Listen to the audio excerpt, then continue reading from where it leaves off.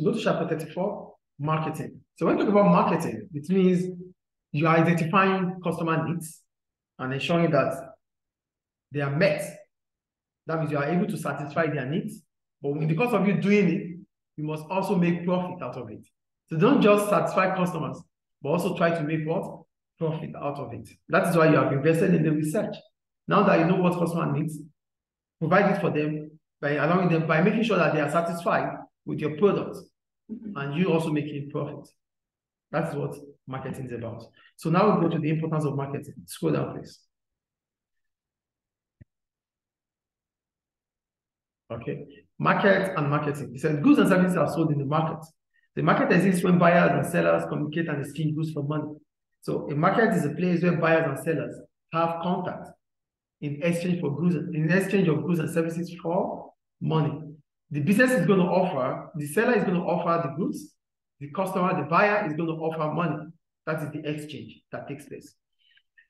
Historically, markets were places where buyers and sellers would meet to exchange goods. Today, it is possible to trade goods without buyers and sellers actually meeting up in person.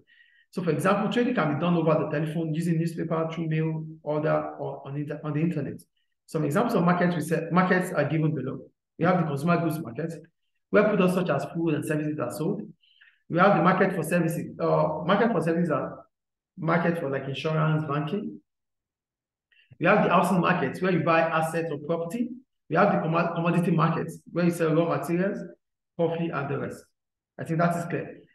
So we go to marketing. They say marketing involves a range of activities that help a business to sell its products. So whatever you have to do to ensure that your product is sold, it's marketing.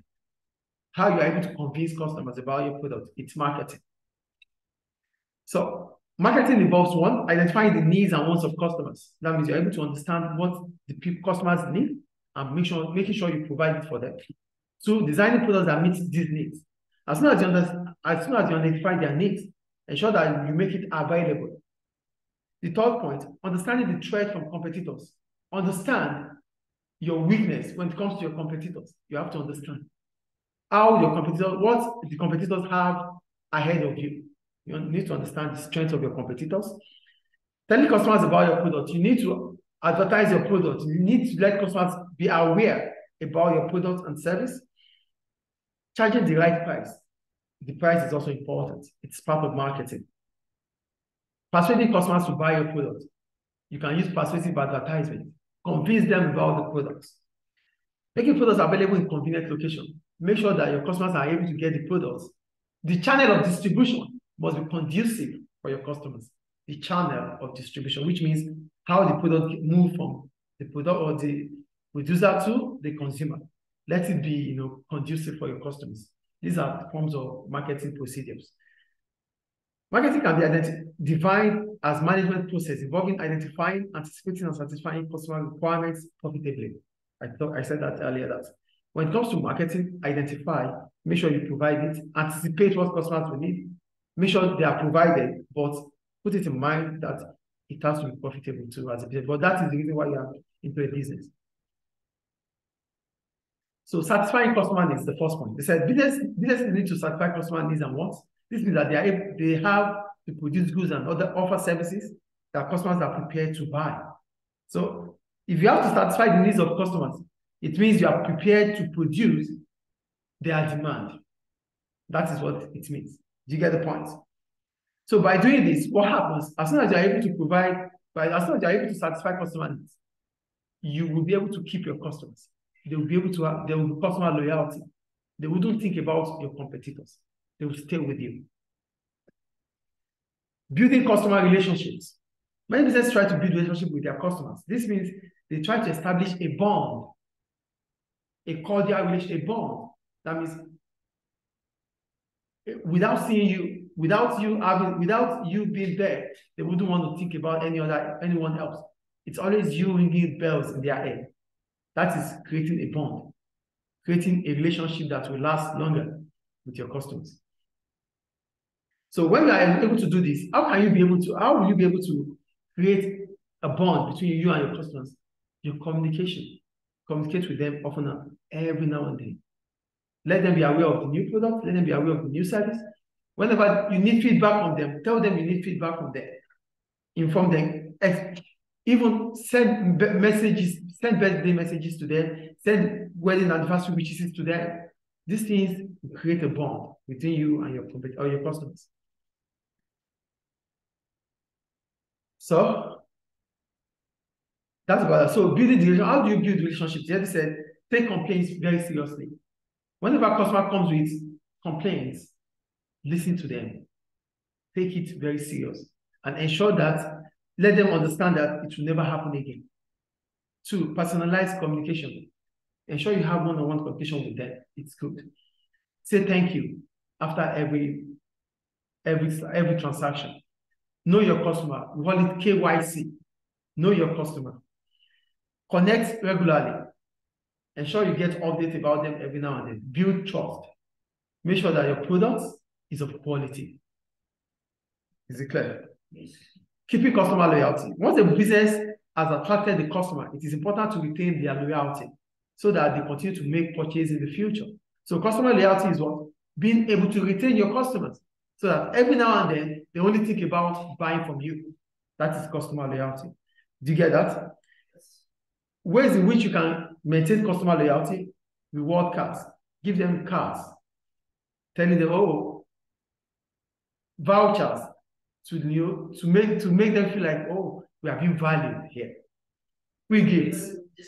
Special discount. Yeah, free gifts also. When you give them free gifts, they make them to always think about your product. Charitable donations. Also give to charities. That's social responsibility. When you do that, your customers, potential customers will know that you are giving back to the community. Do you understand that? Partnership deals. So businesses set up deals with other businesses to share the cost and benefits of rewarding customer loyalty. So also have partnership deals there. This can also help. Then go down. Product and market orientation. So we have 2 types of markets here. We have businesses that think about the product. They make the product, then find the market for the product. And there are some businesses, they make research before making the product. So businesses that make research before making the product are market oriented. Businesses that make the product, now finding a market for the product, are product oriented. Do you have the difference here? So they said in the past, many businesses were product oriented. This means that the businesses were more concerned about the quality of their product. Their effort is concentrated on design and manufacturing of the product itself. So they believe that if the product has quality, customers will come. That is product orientation. But these days, it is market oriented. You have to make research on what customers need and making sure it's being provided. Do you understand what they said here? Yes. So go to market share and market analysis. For market share, the formula for market share is the total brand sale divided by the total market sale multiplied by 100. The total brand sale or the total product divided by the total sales in the whole market multiplied by 100. So that is what market share is. I think it's clear. So I said businesses are often interested in the market share. This is the share of the total market that a particular business or product enjoys. There's a pie chart on the left side here. Well, which you already know what the market share is, right? So we can move on. So I said the next paragraph, it said a business might be more successful if it carries out market analysis. This involves finding out about the features and characteristics of a market. So as a business, you need to analyze the market. You need to be able to get details about the market. What are the details you need to know about the market? The characteristics of the market, the features of the market. What are needed in this market? What are the behaviors of customers in this market? So you have to be able to, when you are able to analyze the market, you'll be able to provide for the market, then you'll be successful. Because your ability to provide for the market, what the market needs, increases the possibility of you making more profit. And that is success. Do you get the point, please? Yes. So say it will be useful for a business to, say, for example, it will be useful if a business can find out the size of the market, how big the market is, the current growth rate in the market, and the potential for future growth.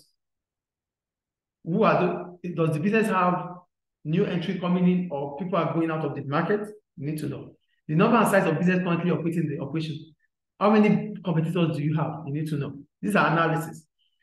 The possible cost and potential profitability in the market. What is the cost, the expected cost in this market? What is the expected profit you could make in that market? It's important to know.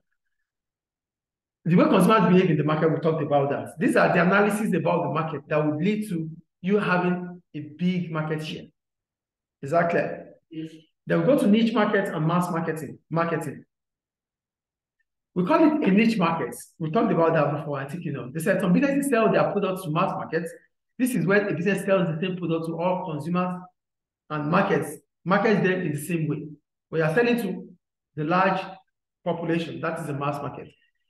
But when you are selling to a small market segment, that means it's a niche. You are selling to a specific group of people in the market. That's a niche market. I think that is clear. Yes. So we'll go down, please. Responding to changes in markets. So here they said most markets do not remain the same over time. They are not likely to be static. They're not going to remain the same because the world is even changing. The only constant thing in life is change itself. So they are dynamic, which means they may grow, shrink, break up, and emerge. Some markets can completely disappear. For example, in the US, let's talk about the story. So the market is dynamic. Sometimes new businesses come in. Sometimes existing businesses leave the business. Sometimes new technology comes in. Sometimes every now and then, everything changes. So it is important for business to be able to adapt to those changes. If not, you are out of the business. You get the point here? Yes. So changing customer needs now. The first thing you have to adapt to is the changes in the needs of customers. The needs of customers will vary with time. So how are you being able to be flexible to change to that, to adapt to the needs of customers? Yeah, they said one of the reasons why market changes is because the needs of customers do change. These needs change for a number of reasons. Number one, consumers' income change, so they choose different products. So one of the reasons why the needs of customers will change is because of their level of income changes. So if their level of income changes, then their needs will also change. Two, consumers become better educated and more sophisticated, owing to improvements in communication and greater availability of knowledge. People are more aware of opportunities and have developed more sophisticated tastes. So these days, customers have access to information. They are more educated. So they know the difference between A and B. So this makes them to have different tastes, different needs. So consumer knowledge about consumer accessibility to information changes things. That's the second point. The third point, social habits, the environment, also influence how consumers would want to change their needs. Do you get the third point there? Mm-hmm. Fashion change over time, trends, what is latest now, also make consumers to change their priorities. Technology also changes things. With new technology, customer needs would change. And you as a business, you have to be responsive. If not, your competitors take away your customers. That is changing customer needs. Is it clear? Yes. Changing consumer spending patterns. So another reason why businesses must be flexible is because customers' spending patterns do change too. What customers are spending on now is different from what they are spending on before. So you have to gather information on what customers really want to spend on now. And that is what you have to provide for them. Do you understand the point? Yes. The third point, increased competition. Competition is the rivalry that exists between businesses, yes. So it will be rare for a business to operate in a market where there was no competition, except if it's a monopoly. The behavior of competitors in the market needs to be monitored very carefully. So the market is existing. You are into the market because they allowed you to be in the market. So the way you are being allowed to be in the market, that's how other businesses will be allowed to be in the market. So competition will exist in that market. So the rivalry that exists between you is competition.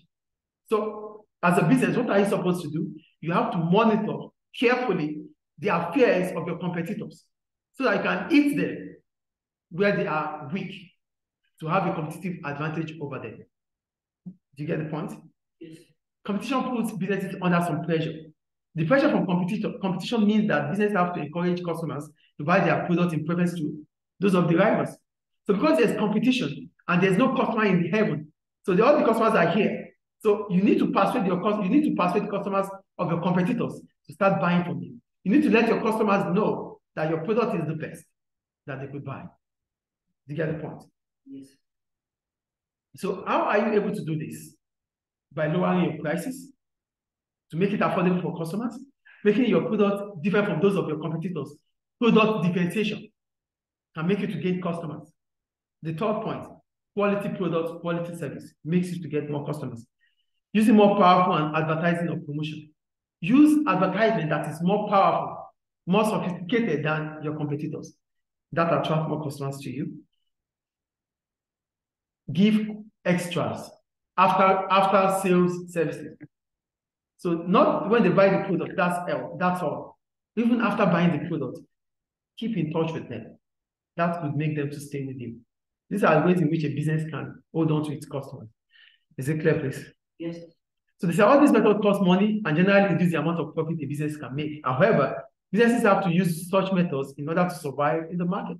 So for you to survive in this market, for you to survive in a competitive environment, you need to lower your price. You need to create an atmosphere that warrants effective communication between you and your customers, offer better services, offer quality services, make your product a unique product, make it different from those of your competitors. With this, you can survive. Any question about it? No. So go to the questions. They said the first question says the business has a 35% share in the market worth 38 million. The value of this market share is what?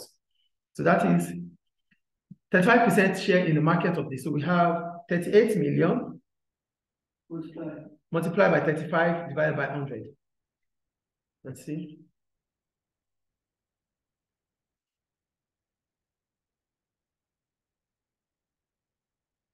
We'll use the calculator here now.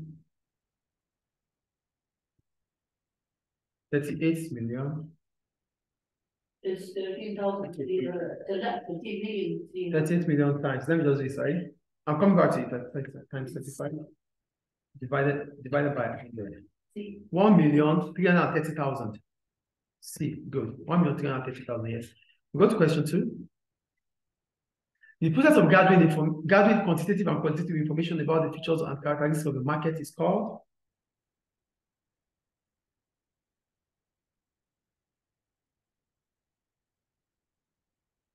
When you gather qualitative and quantitative information, it is what?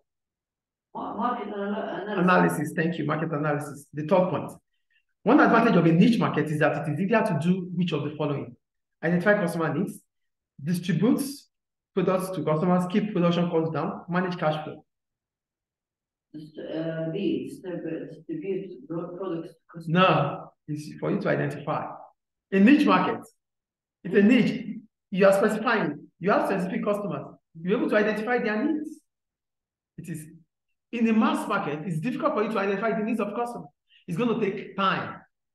But in each market, you know what you need to produce for them. Because you have special customers. So it's A. Question 4. Which of the following is a marketing activity? Reducing waste in production? No. That is reducing waste. There's a term for it. That's production management. It doesn't have anything to do here. Improving cash flow? No. Increasing the rate of return of the products? No. Identify the needs and wants of customers? Yes. That's the point. So it's D. So the answer is D. Is it clear? Yes. Any question about it? We're done.